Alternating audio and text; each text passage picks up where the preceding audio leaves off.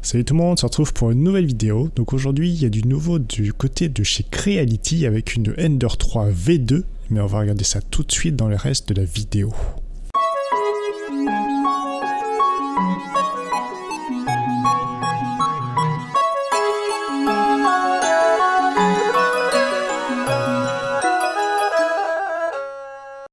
Et donc oui, on a une Creality Ender 3 V2 qui est déjà disponible en précommande pour une livraison a priori prévue plutôt mi-juin, juillet en fonction du site par lequel on peut passer.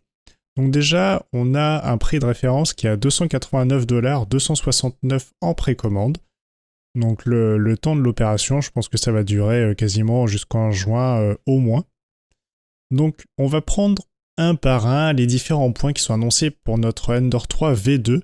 Et on va essayer de regarder qu'est-ce qui a réellement changé. En tout cas, sur la base d'informations qu'on a, on a quand même assez peu de choses pour le moment, à part une petite description et une petite vidéo, mais on va regarder ça tout de suite en détail.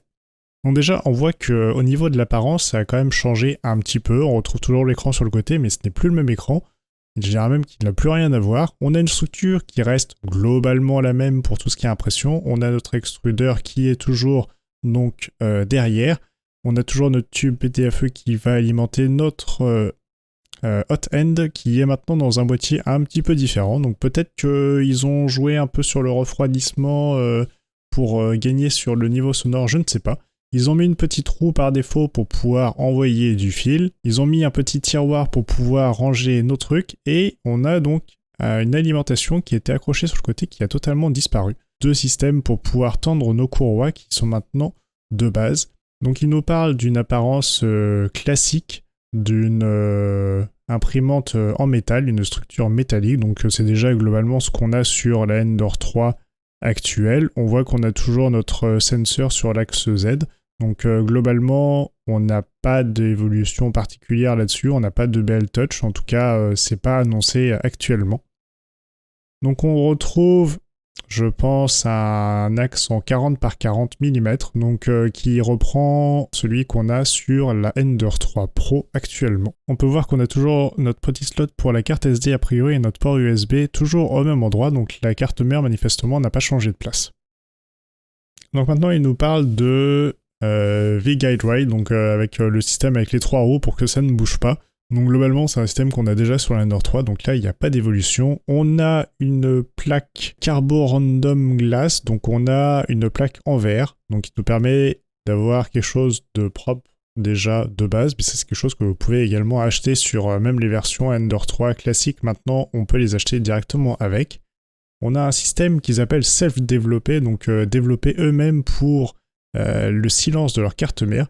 Donc ils disent que ça reste en dessous de 50 dB.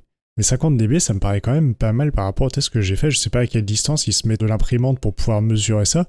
Mais je sais pas. Moi, je trouve que ça paraît beaucoup. Ils disent pas de bruit pendant l'impression. Donc là, c'est déjà ce qu'on a aujourd'hui. Donc après, pas de bruit. Bon, ça dépend à combien on se place. Nous, je dirais qu'avec les améliorations qu'on a, on est aux alentours des 30-35 dB peut-être à peu près. Donc ça reste très silencieux. Donc ils parlent toujours de leur Minwell, donc pour les boîtiers d'alimentation. Donc c'est déjà ce qu'on a aujourd'hui en l'occurrence.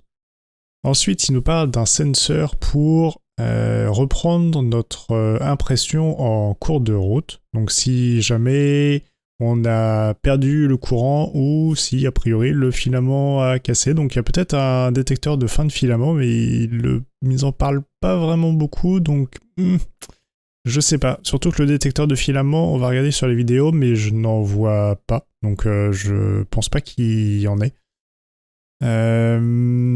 Ensuite, on a le système de tension donc des courroies. C'est quelque chose que j'ai déjà imprimé en 3D, donc on peut les imprimer et les installer directement, ou on peut même en acheter en aluminium, donc qui ressemblent un petit peu à ceux qu'ils ont actuellement. Donc maintenant, dans les add-ons, bon, ils nous ont mis un petit tiroir, ouais, ok, on peut l'imprimer, hein, ça va, c'est pas trop compliqué. Ils nous ont mis une courroie qui manifestement, je pense, est déjà imprimée. En tout cas, on voit des bords sur les côtés comme si le modèle 3D était, bon, un peu de mauvaise qualité et qu'on n'avait pas vraiment un cercle très bien défini. Donc là, c'est une courroie aussi qu'on peut imprimer. Ça, c'est vraiment pas grand-chose. il nous parle d'une évolution qui est assez conséquente, parce que ça prend quand même tout un bloc sur la page, mais bon, c'est quand même un petit truc, hein. Et maintenant, par contre, en grosse évolution, on a quand même l'écran, où l'interface, manifestement, a beaucoup changé. Moi, quand je vois un écran comme ça, je me dis, cool, on va avoir des boutons, ça va être tactile et tout. Et en fait, non. En fait, c'est pas tactile. On va utiliser quand même la roue comme on fait actuellement pour passer d'un menu à l'autre. Donc, visuellement, c'est très sympa. Mais par contre, mon petit souci, c'est peut-être plutôt point de vue évolution. Si jamais on veut flasher notre carte mère, est-ce que la gestion de l'écran sera toujours aussi simple qu'aujourd'hui? Parce que globalement, aujourd'hui, on a un écran à cristaux liquides qu'on peut appeler assez facilement avec des librairies sur les firmware Marlin. Donc du coup, je sais pas si ça va être vraiment une très grosse... un avantage pour ceux qui essayent de bidouiller en tout cas leur imprimante. Donc voilà, c'est ce qu'on a actuellement sur la page donc de précommande de l'imprimante, mais on a tout de même une vidéo de présentation. Donc on va essayer de regarder au fur et à mesure la vidéo de présentation de cette imprimante Ender 3. Donc là on voit déjà le boîtier donc de notre hot end. Déjà, sincèrement, je sais pas si c'est la peinture qui est un peu foireuse, mais on voit un peu comme des traits. Donc c'est un peu comme si, je sais pas, il l'avait imprimé, mais la qualité a pas l'air géniale ici. Sincèrement, je sais pas trop à quoi m'attendre. Je sais pas si c'est imprimé, sincèrement, il s'embêterait vraiment à imprimer ça, hein. Je pense que ça doit être plutôt à la peinture qui est pas géniale et que ça doit quand même être métallique parce que sinon c'est une petite régression par rapport à l'imprimante Ender 3 qu'on a actuellement parce qu'on a déjà quelque chose de métallique qui est quand même plutôt propre, qui est un peu carré, qui est plutôt propre. Après on voit le ventilateur qui peut tourner, ça c'est pas mal, ça masque pas mal le ventilateur. D'ailleurs je m'en inspirais peut-être pour modifier la mienne. Donc on a maintenant notre boîtier alimentation qui était normalement accroché ici sur le côté qui se retrouve derrière en dessous.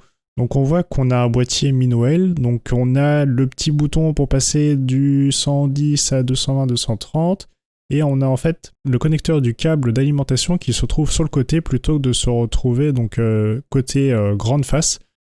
Nous actuellement on le plug comme ça et on a le petit bouton pour l'allumer. Ça c'est juste une pièce qu'il faut changer. C'est quelque chose qu'on peut tout à fait faire actuellement d'ailleurs. Donc on voit que le système de refroidissement a l'air d'avoir changé un peu. J'ai l'impression que ça vient des deux côtés maintenant et pas uniquement du côté droit. Je sais pas, je me trompe peut-être parce qu'on voit pas très bien. Sauf s'ils font vraiment que sur le côté droit et... Ouais, je ne sais pas. Peut-être qu'il y a toujours le ventilateur sur le côté, mais on voit que d'un côté, ou ils en ont mis un deuxième pour envoyer de l'autre côté. Mais c'est vrai que ce côté-là a l'air un petit peu plus proéminent, donc peut-être toujours le cas. C'est peut-être que sur la droite que ça sort ça, il faudra vérifier, je ne pourrais pas m'avancer là-dessus. Donc on a l'écran avec la nouvelle interface. Donc là, on a notre roue qui est la grosse évolution de l'imprimante. On a une roue, clairement, j'ai l'impression qu'elle est vraiment imprimée en 3D, celle-là pour le coup. Parce qu'on voit quand même des traits de modélisation ou sinon leur usinage est pas terrible, mais même un usinage comme ça c'est compliqué à faire je pense, donc je pense que ça c'est imprimé. Alors on a manifestement toujours notre système ici d'extrusion qui est en plastique, mais j'ai l'impression qu'ils ont mis un insert métallique parce qu'on voit que ça brille pour alimenter le filament et éviter que ça n'use prématurément le bras ici. Donc on a toujours un truc qui est peut-être fragile, donc en plastique, mais ils ont renforcé ce truc-là pour éviter que ça s'use, parce que au bout de quelques mois, on peut déjà avoir un truc qui est quasiment coupé si on imprime pas mal avec notre imprimante. Donc ça, bon, à voir s'il y a effectivement un insert, ça peut être une petite évolution, en tout cas temporiser l'usure sur l'extrudeur. Maintenant, nos systèmes de tension, donc sur l'axe des X et l'axe des Y. Donc là, on a quelque chose qu'on peut imprimer en 3D. Bon. Après, évidemment, c'est toujours plus fragile si on imprime en 3D, mais globalement, on n'est pas obligé d'acheter une pièce en aluminium pour faire quelque chose qui est de même facture si notre impression n'est pas trop foireuse, qu'on l'a bien faite et qu'elle ne casse pas, si on ne serre pas trop comme un bœuf notre courroie. Ouais, c'est une petite évolution. Bon, pourquoi pas, hein. On va regarder le reste, voir s'il y a effectivement... quand même quelque chose de de très intéressant comme évolution. Donc on a notre plaque en verre, on a un volume d'impression qui est... Alors, je sais pas s'ils font exprès ou quoi, mais qui est, bon, 220, ok. Si on prend en fait à l'intérieur, donc ils ont changé un petit peu, a priori, leur pince de fixation. Donc 220, alors le plateau fait peut-être quand même 235, je pense, et donc 250 de haut. Et on a maintenant donc la carte mère dont il parle, alors avec des drivers TMC 2208, c'est ce qu'on a actuellement avec la 1.1.5 sur l'imprimante, plutôt que d'avoir à redévelopper entièrement une nouvelle carte mère. Sincèrement, je sais pas, mais je suppose que c'est effectivement la même. Donc voilà pour la Ender 3 V2, donc on a fait le tour des évolutions, améliorations qu'ils ont faites. Effectivement, on gagne un petit peu de place avec donc le boîtier d'alimentation qui est derrière plutôt que sur le côté. D'ailleurs, on a l'impression qu'ils ont recyclé les pièces de la Ender 3 parce qu'on a toujours les trous pour la visser. Si on le souhaite, je sais pas. C'est peut-être une erreur, mais en tout cas sur celui-là, il y a quand même les trous et il n'y a rien. Donc je suppose qu'ils ont juste recyclé des parties de la Ender 3. C'est bien pour avoir quelque chose de nouveau. Après, peut-être que ça peut être intéressant de justement acheter la Ender 3 V1 actuelle et de faire les upgrades soi-même, si on le souhaite d'ailleurs, parce que certains disent bah moi le bruit je m'en fous complètement, donc la 1.1.5 j'en ai pas besoin. Est-ce que ça vaut la différence de prix? Je sais pas, parce qu'on peut trouver la Ender 3 à les quoi, 110, 120 euros, ce qui doit faire 130 $ peut-être. Ça fait quand même une sacrée différence, hein. On peut presque en acheter deux Ender 3 classiques pour le prix de celle-là, pour des évolutions qui sont quand même pas phénoménales. Donc voilà, on a fait le tour des questions sur la base d'informations qu'on a actuellement. Je pense qu'il faudra attendre de voir quand elle va sortir pour pouvoir comparer un petit peu plus précisément ces points-là. Donc si vous avez aimé, n'hésitez pas à liker, partager.